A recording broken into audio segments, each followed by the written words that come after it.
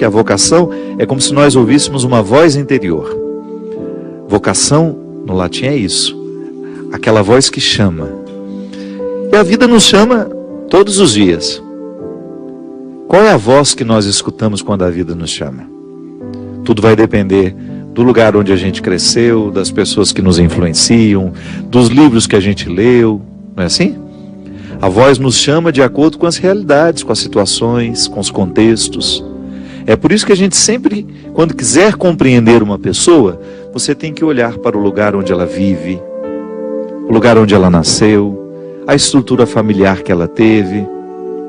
A psicologia nos ensina que ninguém é por acaso. Então nós escutamos a voz que está internalizada em nós. É claro que eu não estou falando aqui de uma vocação mística, quando nós descobrimos quem somos e o que devemos fazer com aquilo que somos. No meu caso, que decidi ser padre, ouvi desde criança que Deus nos chama a uma determinada missão específica. Estou falando dessa vocação à vida.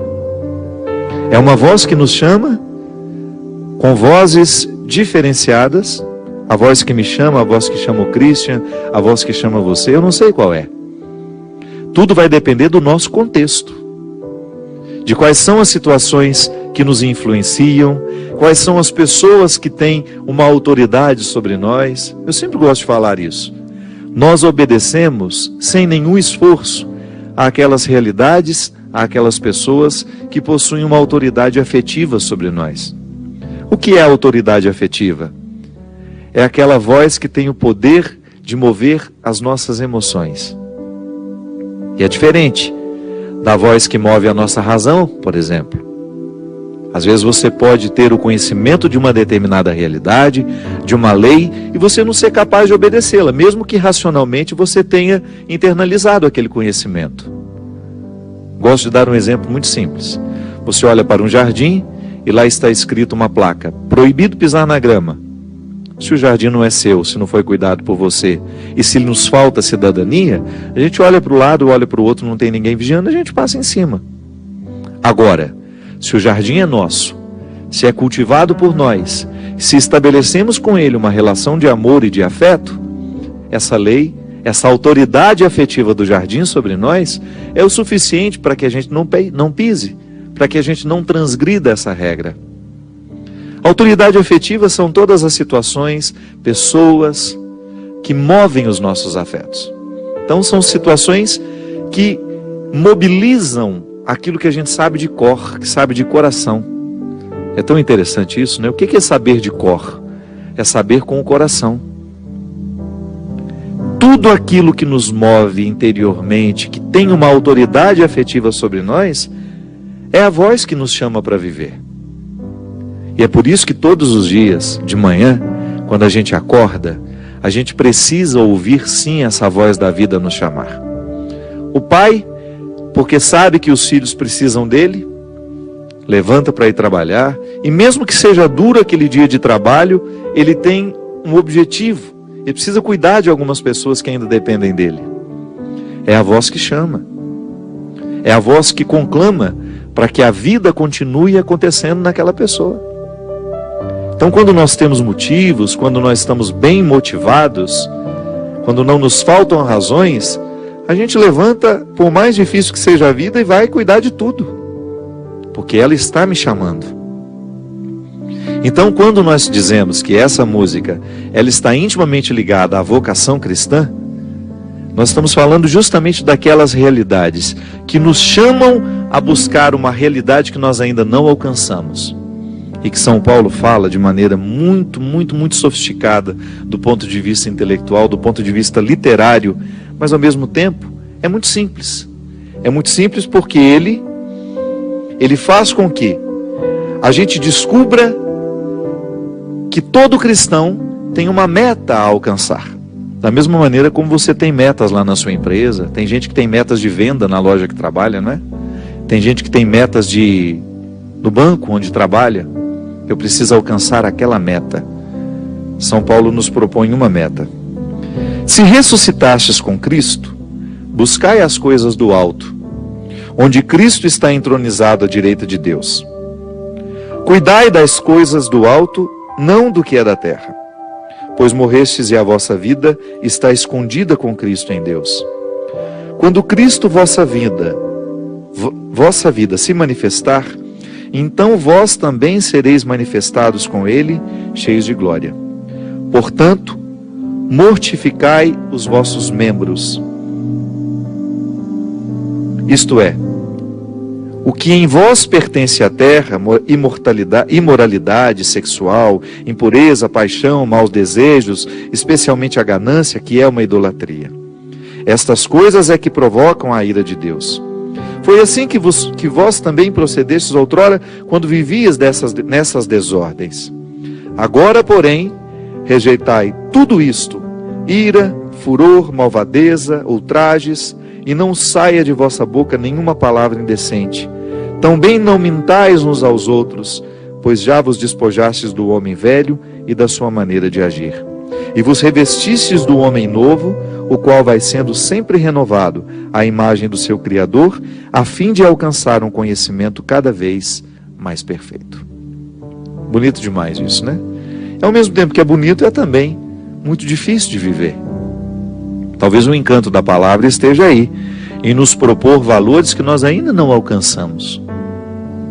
São Paulo, ele fala de maneira muito concreta de todos os vícios humanos, né, que porventura possam ofuscar a vida de Deus em nós.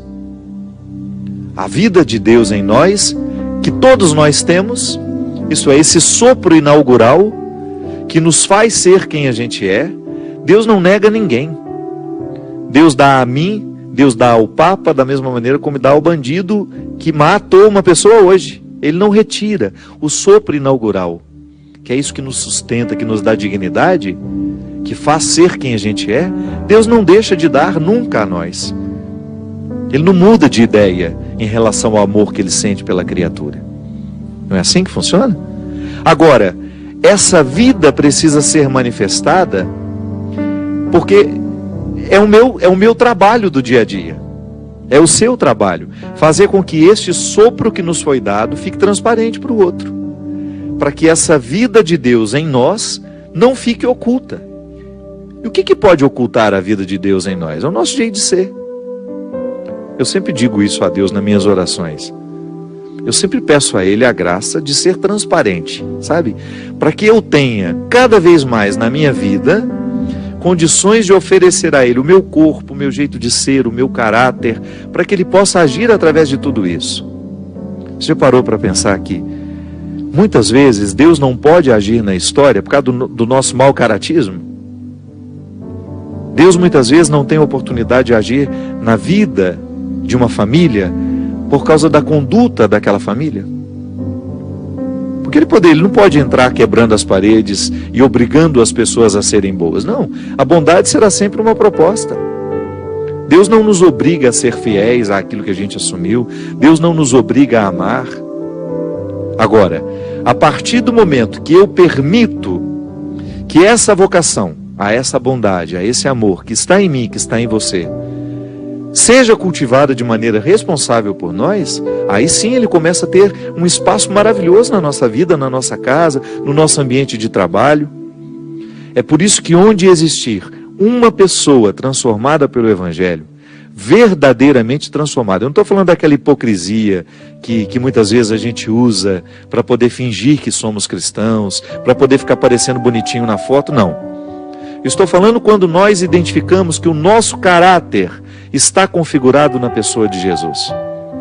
Quando nós já somos capazes de perceber a maldade que a gente realiza e volta atrás e pede perdão e recomeça. Quando nós somos honestos o suficiente com os sentimentos mesquinhos que nós alimentamos. Quando nós somos honestos com a crueldade que nós praticamos uns com os outros. Quando eu não coloco lá um mantinho de santidade em cima daquilo que é podre. Quando nós somos honestos o suficiente, Deus tem uma oportunidade maravilhosa de transformar o mundo através de nós. Transforma o mundo através das nossas atitudes. Sabe, minha gente, eu fico pensando que hoje nós temos uma carência tão grande de gente honesta no mundo. E olha que nós nem estamos falando de religião não, viu? Estão falando de valores humanos que a gente deveria aprender dentro de casa. Antes de sermos religiosos, nós já deveríamos ser honestos. Antes, ainda que eu fosse um ateu, eu não estou desobrigado da honestidade. É um valor humano, é uma questão cívica, é uma civilidade que nós precisamos exercer uns com os outros. É por isso que para mim, lá no Congresso Nacional, nós temos agora a bancada dos evangélicos, a bancada dos católicos, a bancada... Isso não faz diferença em nada se esses homens e mulheres não forem honestos. Porque eu posso dizer cristão e ser um safado. Vou usar do meu cristianismo como uma carcaça para lhe convencer na época das eleições e depois vou hipocritamente roubar os cofres públicos ou me ajuntar àqueles que são criminosos, àqueles que desviam dinheiro que deveria estar sendo aplicado na saúde, no saneamento básico das nossas cidades. Por isso que eu não fico nem um pouco enganado em período de eleição, quando eu vejo aquelas, eu sou o pastor fulano de tal, eu sou o padre fulano de tal. Claro, existem pastores e padres na política que são muito honestos. Graças a Deus o evangelho está encarnado neles. Eu estou falando daqueles que se utilizam dessa carcaça cristã para poder buscar os seus interesses, para poder praticar as suas desonestidades, protegidos pelo mantinho que colocou de proteção, que não passa de uma hipocrisia. Aí Deus não tem oportunidade de agir nesses corações, e nem através desses corações. Se no Congresso Nacional nós tivesse uma bancada de ateus que prevalecesse lá, uma bancada que prevalecesse sobre todos os outros, e esses ateus fossem honestos, e trabalhassem a partir de valores humanos, como o valor da vida, a situação já estaria resolvida. Vai praticar as suas religiões, vai viver a sua experiência de Deus, e isso não nos fará diferença. Porque quando um ser humano assume os seus compromissos humanos, os valores que deveriam nortear a vida humana, como você não matar o seu irmão que está do lado, como você ser capaz de respeitar as regras de um condomínio onde você mora, porque você está preocupado em não prejudicar o silêncio do outro. E nesse tempo de desperdício de água, você não desperdiçar a água, porque você sabe que essa água pode faltar na torneira do seu irmão. De você não saquear os cofres públicos, porque você sabe que você não tem o direito de pegar aquilo que não é fruto do seu trabalho honesto. Aí sim o mundo seria muito melhor. Antes de sermos religiosos, nós somos humanos. Os nossos compromissos são morais, são éticos, são cívicos. E se nos falta essa perspectiva, minha gente, nós vamos cair no contexto dessas abominações aqui, que São Paulo fala. Olha que São Paulo viveu há 2000 anos atrás, e a sociedade sofria dos mesmos problemas. Nós falamos aqui, já falamos tantas vezes aqui, como nós estamos vivendo cada vez mais despregados dos valores que nos fazem buscar as coisas do alto. Tá bom, a religião nos ajuda, a religião nos motiva. Se eu sou cristão, eu estou duplamente comprometido com a honestidade, por exemplo. Se eu, como homem, já deveria trazer no meu coração o princípio da honestidade, porque aprendi com meu pai, porque aprendi com a minha mãe, porque aprendi na escola, porque eu aprendi com a própria vida, que as pessoas precisam ser honestas, que eu não tenho direito de ser injusto nos meus relacionamentos, nos meus tratos, eu não tenho direito de roubar o dinheiro que é do outro. Se eu já sou assim porque sou humano, com valores que são humanos, muito mais quando eu assumo o cristianismo como uma proposta de vida. Por isso que essa hipocrisia que a gente vê lá no Congresso Nacional, aqueles corruptos que nós sabemos que são corruptos, e que sempre que podem usam os nomes de suas religiões, isso é abominável. Isso é um câncer que deveria ser extirpado. É melhor, eu sou ateu e sou desonesto. Não aprendi com meu pai que eu não devo roubar o dinheiro do outro. Eu não aprendi com meu pai, ou então aprendi com meu pai e esqueci.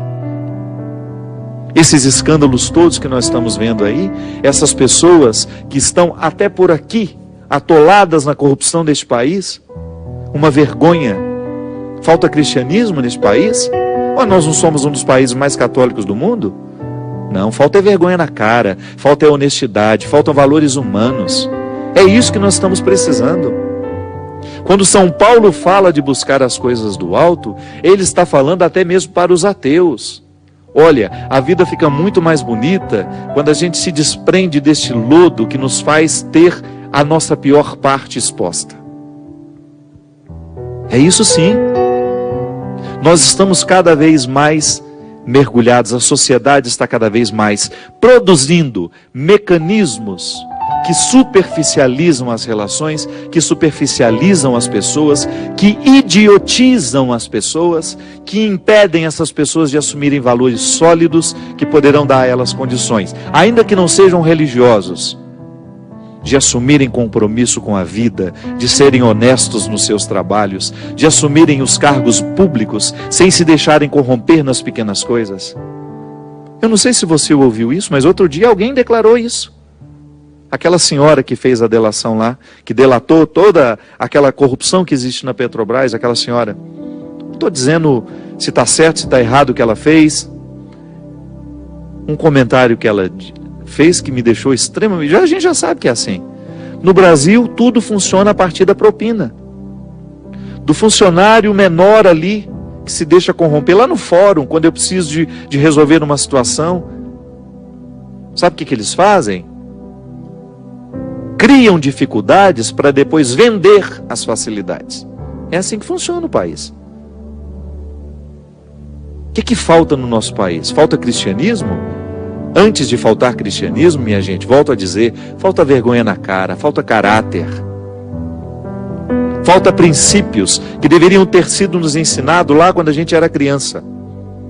Ou se nos ensinaram, a gente esqueceu ao longo da vida pela ganância, que é um dos pontos que São Paulo coloca aqui.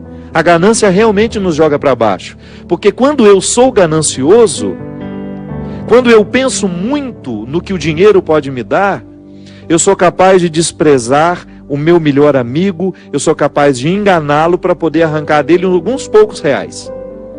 O ganancioso, ele fica cego para a justiça. A pessoa gananciosa, ela se torna incapaz de olhar para cima. Por quê? Porque ela olha só para as suas necessidades. Está vendo como isso é interessante? Como essa palavra é prática? Ah, mas eu não desviei dinheiro da Petrobras, você também não. Mas a gente pode ser desonesto em outras coisas. A gente pode ser desonesto numa palavra que diz. A gente pode ser cruel num gesto que realiza. O que nos envergonha não são só os escândalos grandiosos que estão acontecendo hoje pelo Brasil afora, não, pelo mundo.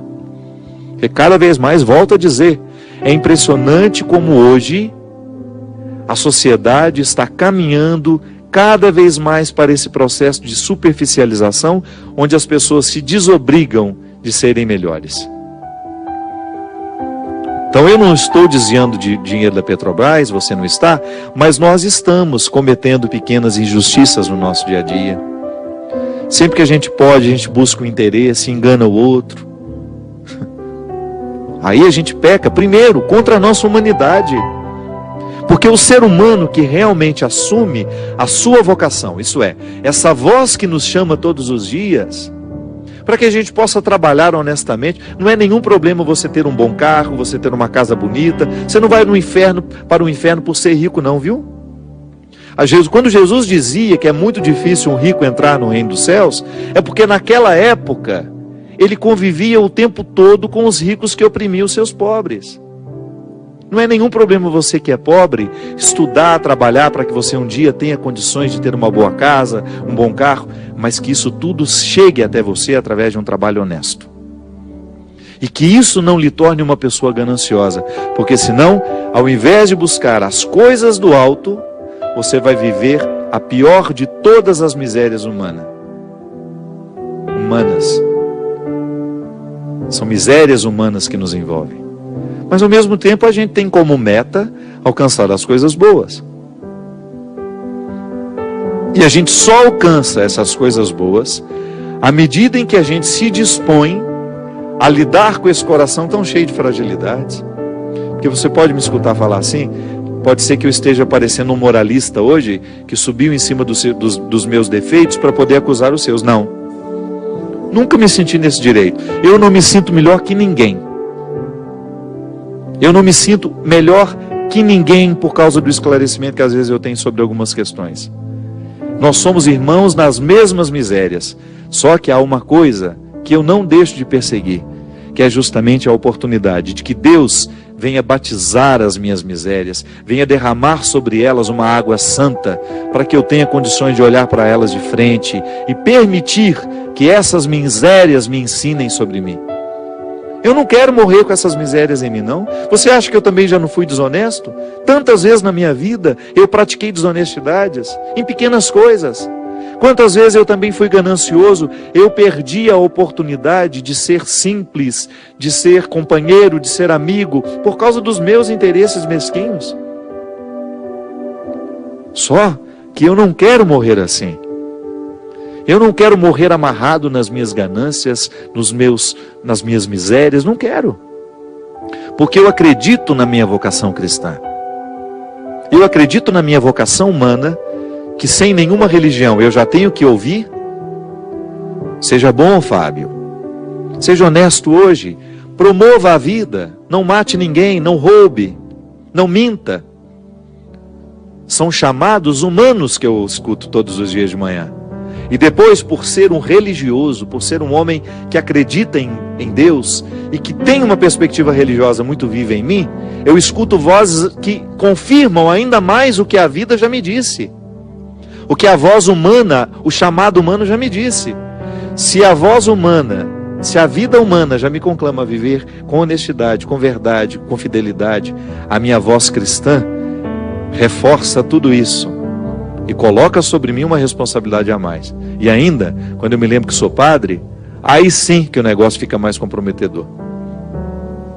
Então, é igual você que se casou. Você precisa ter uma fidelidade a mais por ser uma mulher casada. Uma fidelidade a mais a você, ao seu jeito de ser, ao seu jeito de se vestir, ao seu jeito de se portar, de se falar, até os assuntos que você vai ter. Você não pode querer um formato de mulher solteira se você é uma mulher casada. A vida muda e a sabedoria nos diz que se a gente não assume aquele papel da vida que nos chama naquele momento, de acordo com o que a gente tem para oferecer, a gente vai estar sendo absolutamente incoerente com a proposta de vida. Então comigo é a mesma coisa. Ao ouvir a voz da vida que me chama, da minha vida cristã e da minha vida sacerdotal, eu tenho este pacote, essas três dimensões que me amarram ao compromisso de fazer com que cada vez mais a busca pelas coisas do alto esteja presente na minha vida, o tempo todo diante dos meus olhos, e que eu não deixe de perseguir isso em momento nenhum. Essa vocação é bonita. Por quê? Porque nos torna pessoas melhores. Acredite nisso. O seu cristianismo só pode lhe fazer bem. Busque as coisas do alto, se empenhe em fazer com que cada vez mais o seu coração esteja disposto a viver essa vocação, e você vai ver quanta coisa boa vai acontecer com você e a partir de você. Nós vamos para um rápido intervalo e a gente volta já já com o programa Direção Espiritual.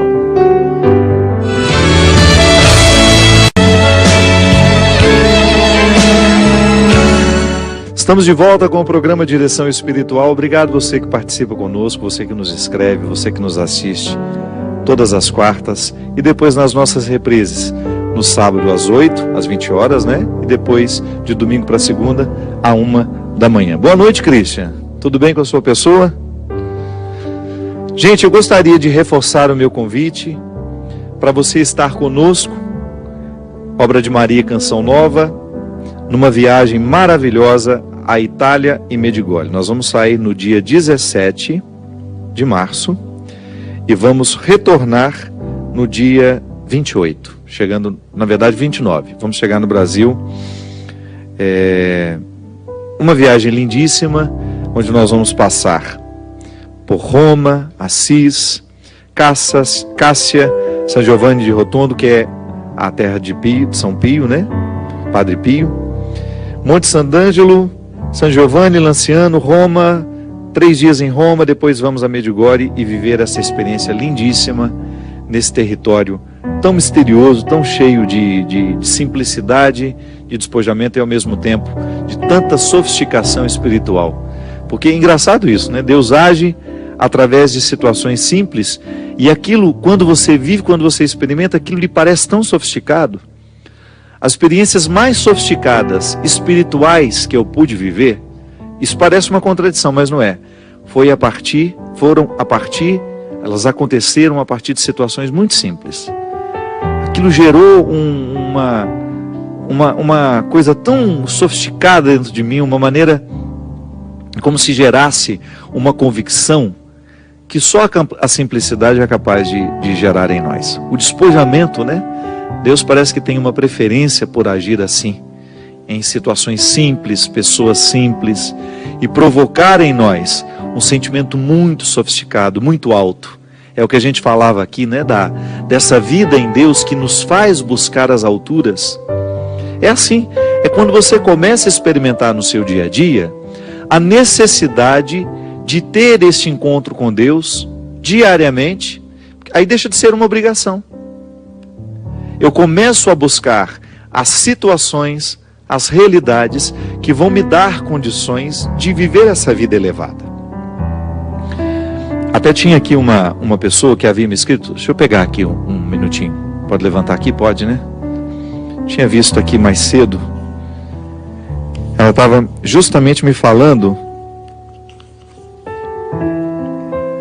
padre, sou católica, desde muito pequena participo da igreja, mas tenho muita dificuldade de entender como é que nós podemos crescer em Deus, como é que nós podemos fazer esse avanço, né? Esse avanço na vida espiritual. Essa questão que você apresenta é a Daniela, ela é de São Paulo. Daniela, toda vez que nós estamos querendo fazer a busca dessa vida espiritual, nós precisamos identificar situações que são materiais, que fazem parte da nossa rotina e que muitas vezes têm um poder de amarrar a nossa vida espiritual. Eu não estou dizendo aqui que a matéria se opõe ao espírito, viu? Uma igreja, por exemplo, que é material, pode muito bem me ajudar a rezar.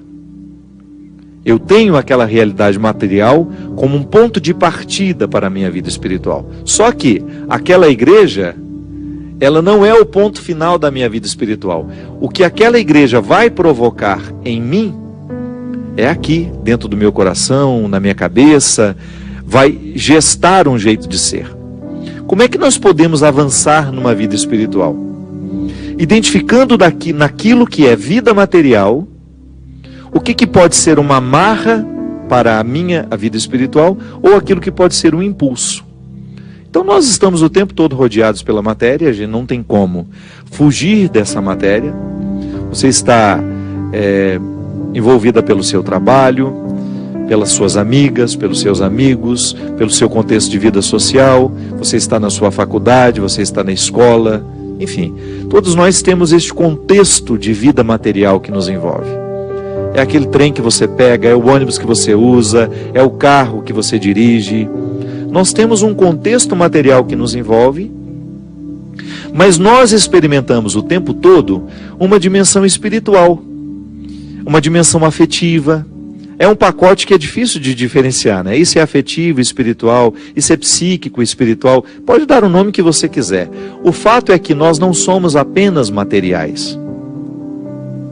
Só que, de acordo com o estilo de vida, com o tempo que a gente vai dedicando às situações, pode ser que eu passe boa parte do meu tempo cuidando da matéria, envolvido demais com as questões materiais e sem muito tempo para cultivar uma vida espiritual, uma vida afetiva, que é toda essa dimensão que não está visível, que eu não posso apalpar, mas que faz com que eu continue em pé. É o sopro que me faz parar em pé, né? É interessante isso. Ânima, alma, é isso, é o sopro que faz uma realidade viver. Então veja bem, quando eu me disponho a cuidar da minha vida espiritual, outra coisa eu não estou fazendo senão dar um passo para significar essa minha vida material, para que ela me ajude a encontrar as riquezas espirituais. E é interessante porque a gente começa a fazer um caminho de crescimento que vai lhe dando condições de valorizar o que é material, mas ao mesmo tempo não se apegar de maneira desordenada ao que é material. Porque é claro que você tem o direito de amar a sua casa. Amor mesmo, cuidado. Quem ama estabelece um vínculo que põe a gente na perspectiva de cuidar, de valorizar.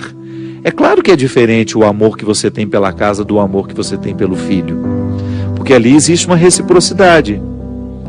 Amar uma pessoa é diferente de você ter um amor por uma estrutura. Mas não é nenhum problema a gente dizer que nós temos um amor pela estrutura onde a gente vive.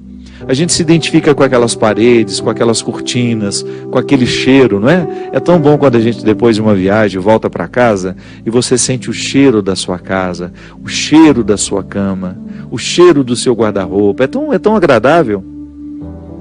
Então ali existe todo um conjunto de significados que faz com que você se sinta harmonizado. Isso é amor. É você entrar no ninho onde você se sente acolhido. Mas é claro que ali, se não existem pessoas que te amam, que te recebam, que te acolham, essa riqueza material não tem muito sentido. Então nós, à medida que nós fazemos este avanço na vida espiritual, que é o cultivo dessas realidades elevadas, que São Paulo diz, quando a gente começa a cuidar para que não prevaleçam em nós as realidades mesquinhas, as realidades que nos jogam para o chão, você começa a ficar elevado e você vai valorizar a matéria de uma maneira diferente. Então a vida espiritual é essa oportunidade que a gente tem de mudar as nossas perspectivas.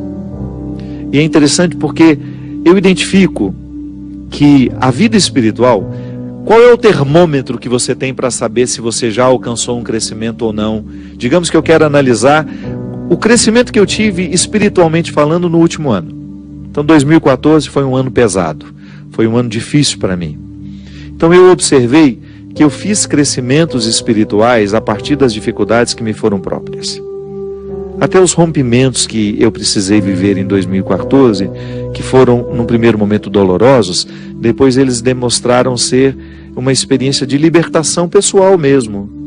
Não é que o outro seja ruim, não é que a pessoa fosse ruim, não. É você que vai tendo capacidade de reconhecer que você precisa dar passos de autonomia, de liberdade interior e de colocar as pessoas no lugar certo até para você amá-las melhor. Isso acontece. Espiritualmente, o ano passado, o meu crescimento, a minha maturidade, estava intimamente ligada àquilo que eu perdia, não àquilo que eu ganhava. Ganhei muita coisa em 2014. Foi um ano de muitos ganhos. Fiz projetos importantes na minha vida, mas eu perdi muito. Eu não aprendi muita coisa no momento que eu ganhava. Eu aprendi muito no momento em que eu perdia. Essa maturidade só é possível à medida que a gente vai dando uma dimensão espiritual para a perda. Isso é vida espiritual. Quando você espera que o tempo lhe traga a resposta, você se desamarra das suas ansiedades e se desobriga de ter as respostas todas naquele momento e você permite viver.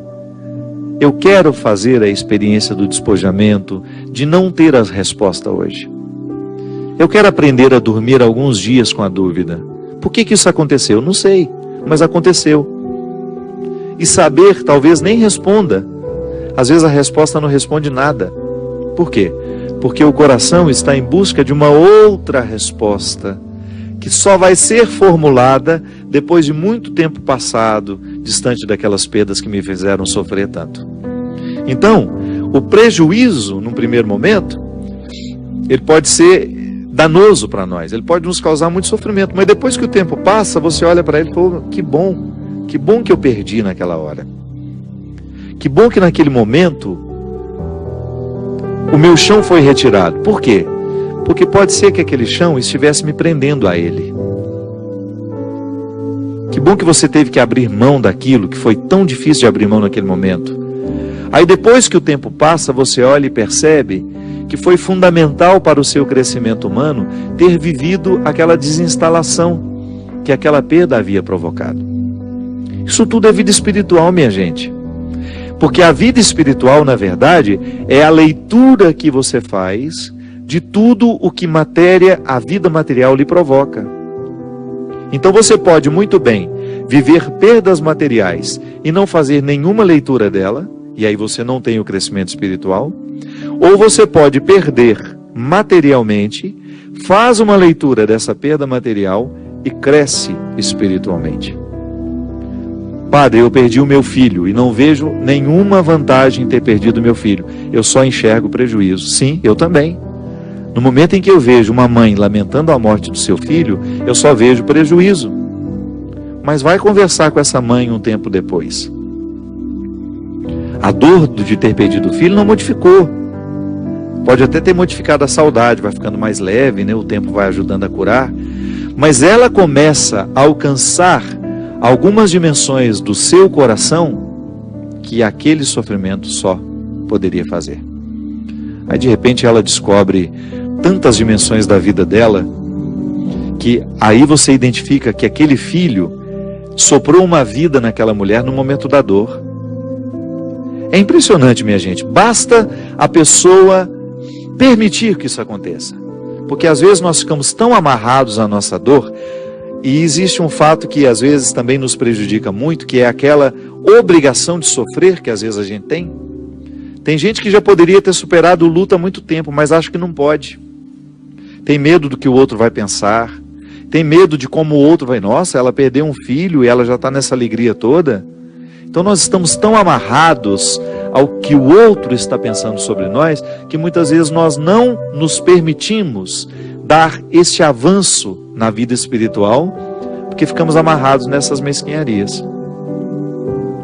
Então, quando eu interpreto até a perda de um ente querido como uma oportunidade de recrutar dentro de mim forças, coragem, disposição, fé, eu estou dando uma dimensão espiritual àquela perda material. Que a perda de uma pessoa é também matéria. É o corpo que deixa de andar pela casa, é o corpo que já não mais se senta à mesa para tomar as refeições junto com você, é o corpo que você deixa de abraçar, que você deixa de cuidar, que deixa de dormir ao lado. Tem toda uma dimensão material. E é claro, tem a dimensão afetiva, psíquico, espiritual, que depois você vai administrando junto. É tudo de uma vez. Pode ser que num primeiro momento o que mais nos doa, o que mais seja difícil de administrar, seja essa perda física mesmo. É o outro que deixou de existir. É o outro que deixou de viver, de estar aqui ao meu lado. Mas enfim, nós não podemos mensurar o tamanho de uma perda. O tanto que a gente perde no momento que perde. É impossível. Essa conta não fecha nunca. Agora, que as dificuldades da vida, as perdas materiais, nos ajudam a construir uma vida espiritual bem solidificada, eu não tenho dúvida disso. Vejo o tempo todo acontecendo ao meu lado. Pessoas que estabeleceram um crescimento fantástico na sua vida espiritual, porque souberam administrar as suas perdas e os seus limites. E aí nós vamos fazendo, Daniela, é como se a gente montasse um itinerário de crescimento. Você começa a perceber, por exemplo, o que está segurando, impedindo o seu crescimento espiritual. Porque como é que nós podemos analisar uma pessoa espiritualmente mais elevada? É quando ela é mais preparada para perder. Se você quiser saber como é que eu sei que uma pessoa está espiritualmente elevada, é a capacidade que essa pessoa tem de perder materialmente. Pode parecer uma contradição, mas não é.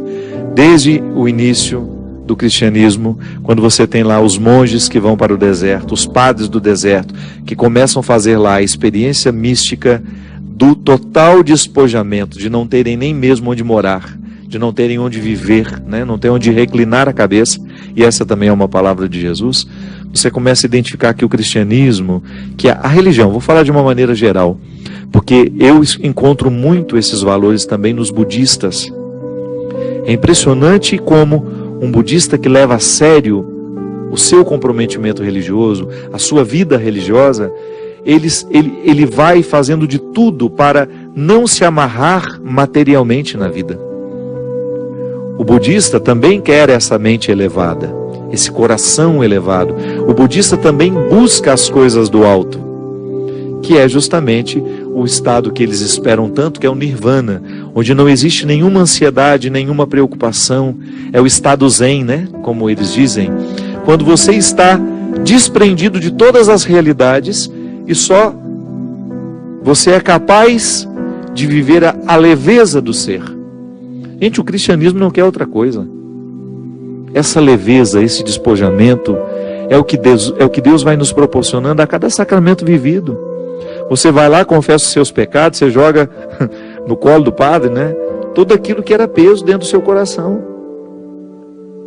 O padre tem o poder de lavar o seu coração de todas as suas iniquidades. Olha que beleza isso, pelo poder sacramental que lhe foi conferido. Ele é ordenado sacerdote do Altíssimo.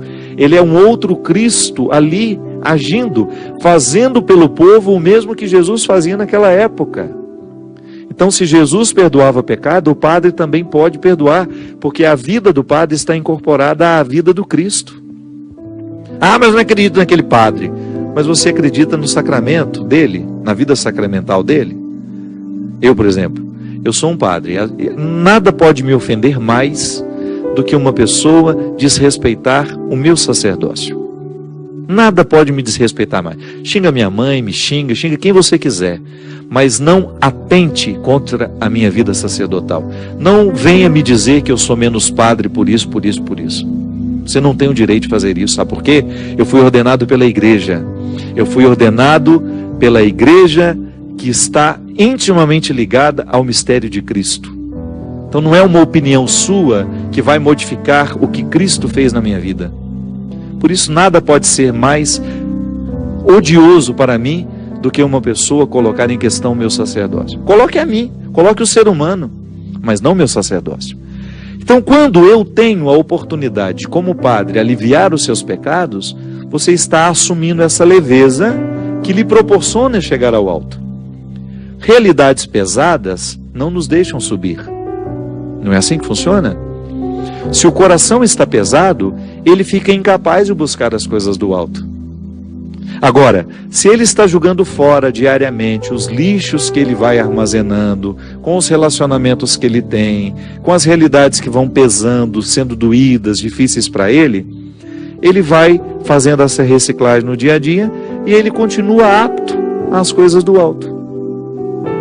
É assim que funciona.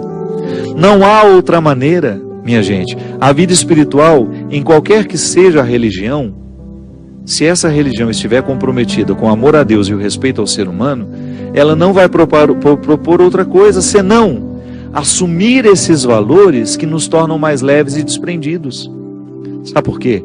É muito mais fácil a gente estabelecer uma vida comunitária, uma vida em civilidade, em uma cidade, por exemplo, quando as pessoas estão leves, quando as pessoas estão mais centradas, quando as pessoas estão mais harmonizadas. A religião deveria ser um processo harmonizador. Deveria nos proporcionar diariamente, pela prática religiosa, a capacidade de nos tornar mais leves.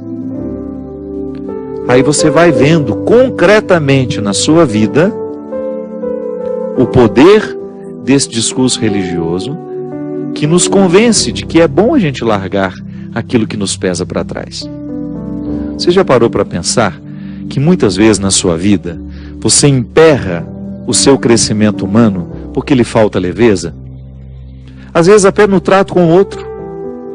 É muito difícil a gente se relacionar com uma pessoa que está pesada o tempo todo, que tem uma sacola de problemas e faz questão de desparramar esses problemas o tempo todo em cima dos outros. Esquece um pouco os seus problemas, fale de outras coisas. Seja mais leve ao outro. Às vezes você não está sendo amado, é porque você está sendo chato demais. Tem muita gente chata demais, aborrecida o tempo todo, e acha que o outro tem que ficar carregando os fardos que são dela. Não. Eu não tenho obrigação de carregar os fardos que são seus. Eu posso até lhe ajudar em muitas coisas. Eu não tenho o direito de julgar os meus fardos sobre o outro. Então, eu não sou leve, não faço questão de ser leve e quero que o outro me leve nas costas. Isso é justo? Não.